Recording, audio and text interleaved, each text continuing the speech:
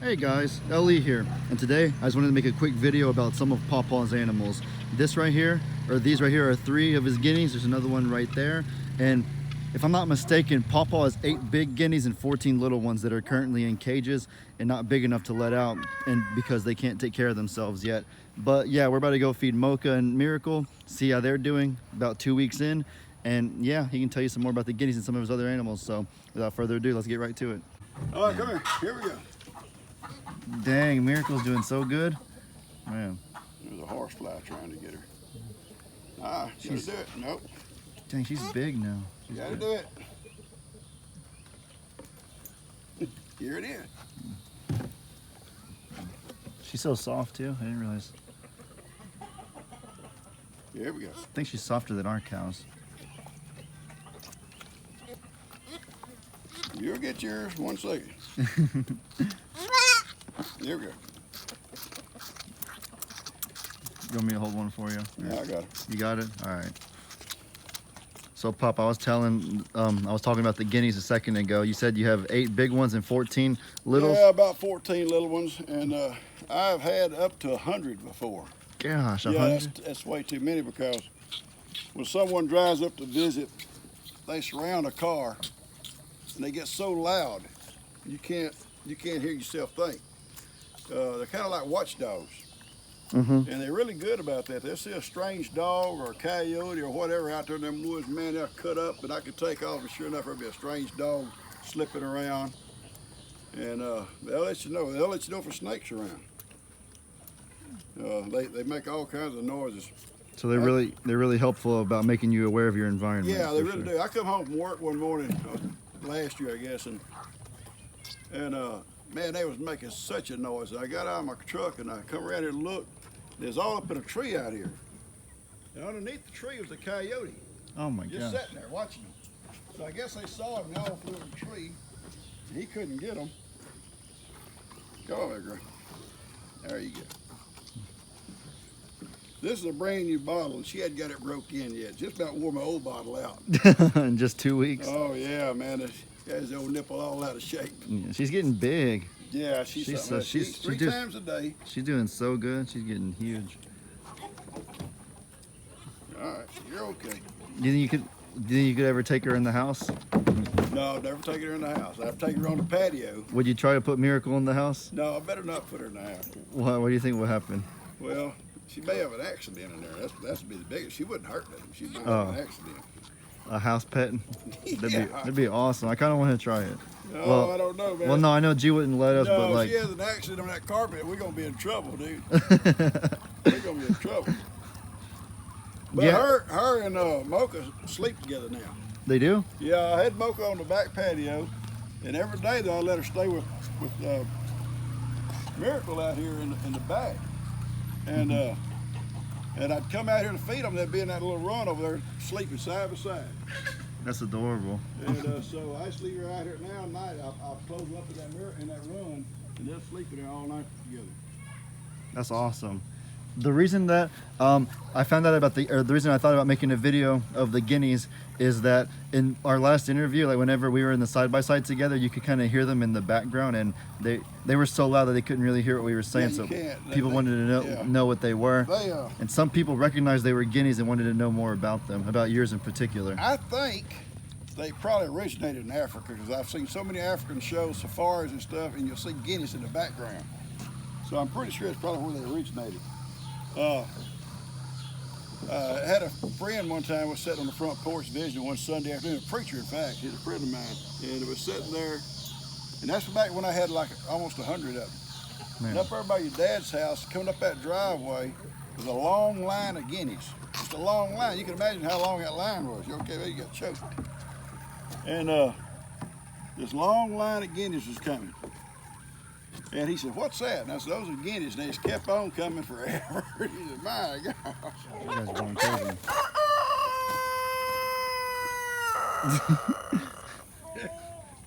It's the farmyard. This is the farmyard. No question about it. Whenever anyone thinks of farm, this right here is the first image that'll pop into their head. Well, in the morning, it's kind of really Yeah. I come out with a cup of coffee and feed these guys, and you're through with yours, baby girl. You're through with yours. You can't have this. Nope.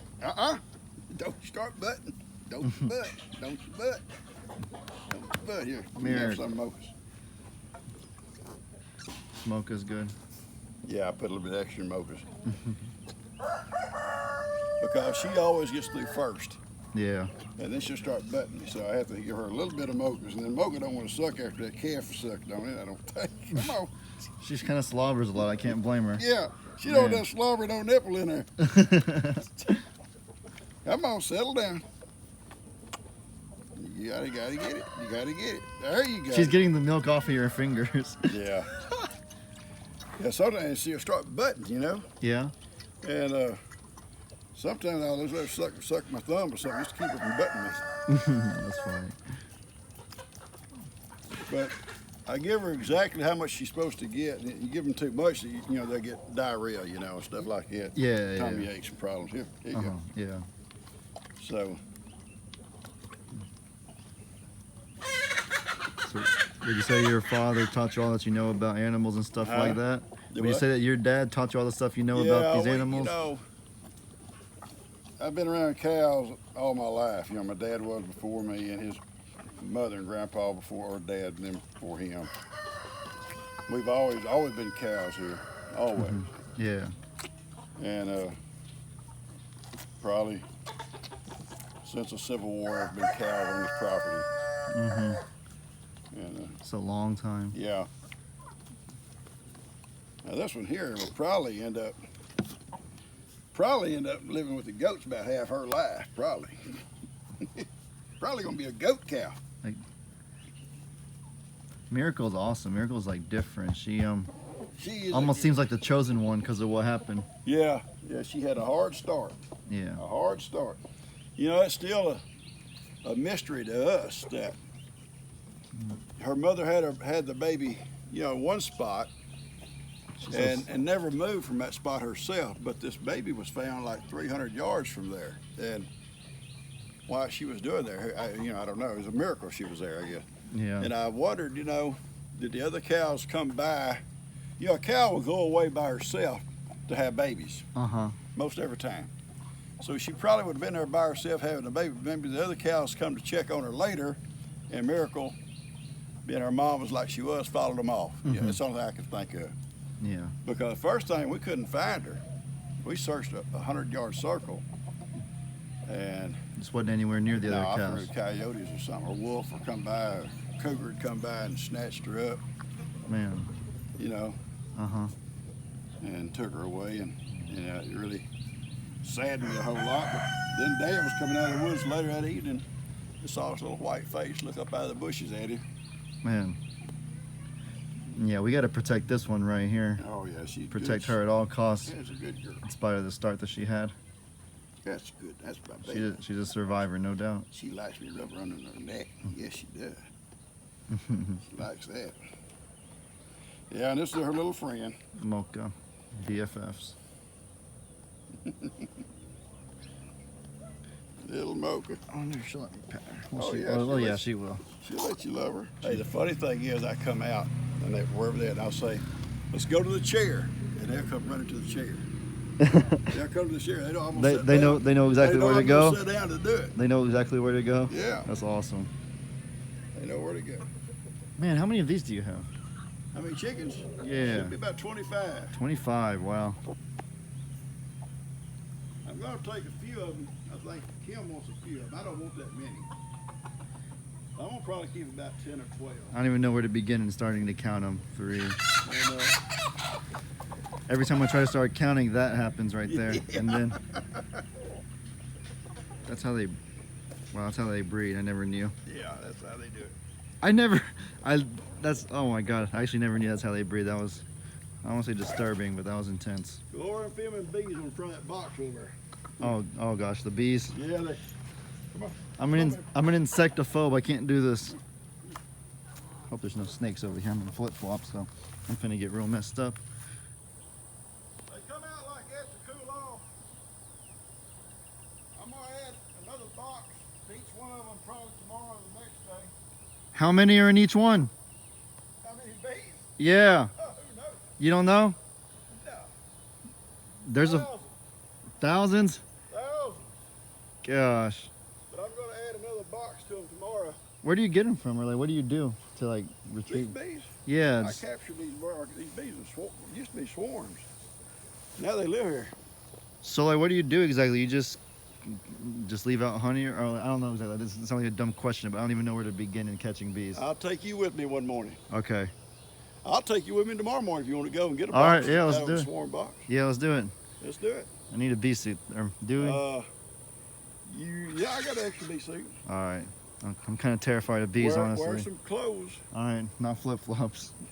Well, you can stand back, and they're probably not going to bother you, I don't think. Okay. But, yeah, I've got a box I need to... There's bees in this box right here. Oh, gosh. Really? You can come up to them, look at them. There's bees in this box here. Yeah, I see. And they eventually are going to have to go in a hive. Uh-oh, yeah, I see one. But these bees come into this box from one of these hives here. And but I got another box in the woods that's got bees in it. I'm gonna have to rewatch the bee movie tonight so I can be fully educated for tomorrow morning. Yeah, you come down tomorrow morning when it's still fairly cool, 8:30 or so. You don't get up that early, do you? Oh my God, no! I wake up at like 12. No, 12's too hot. Too hot, yeah. All right. Yeah, I might have to do it earlier than that. Okay. But I was planning on bringing them up tomorrow, or at least put them in a box, a hive tomorrow. Can you explain how you do it? Yeah, I take the box, like down there, it's on a fence just like that, and I'll sit on the ground and set a hive right beside it. Yeah. And inside this box, there's frames that they build their comb on. Mm-hmm. And I pull those combs out with bees on it and put them in the hive. Uh-huh. And then what don't come out, I shake them in there, and then I put the lid back on. I let them sit there the rest of the day, because already there'll be foragers out, you know, gathering pollen and stuff. Uh-huh, yeah. And I don't want them to come back and no house there. Uh-huh. So I leave the hive there that day, and I go back tomorrow night if they've all come back in, and that way I don't lose no bees. Dang, that's awesome. And I'll bring them home and set them on my stands out there. When I box these up, I'm gonna put them right on the other end over here. I'll scoot that middle one over, and they'll go right there. That's a lot of bees. I've been stung once before when I was like 10. I ain't trying to get stung a second time. Well, you know, most of the time these bees are pretty gentle.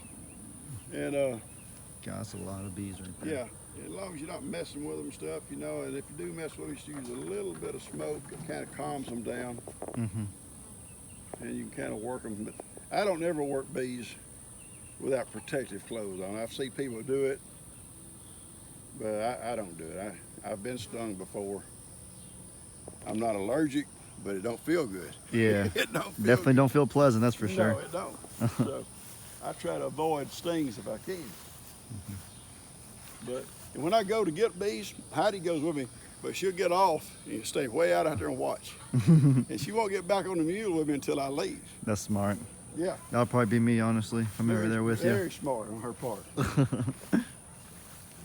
Very smart. That's my girl. I know.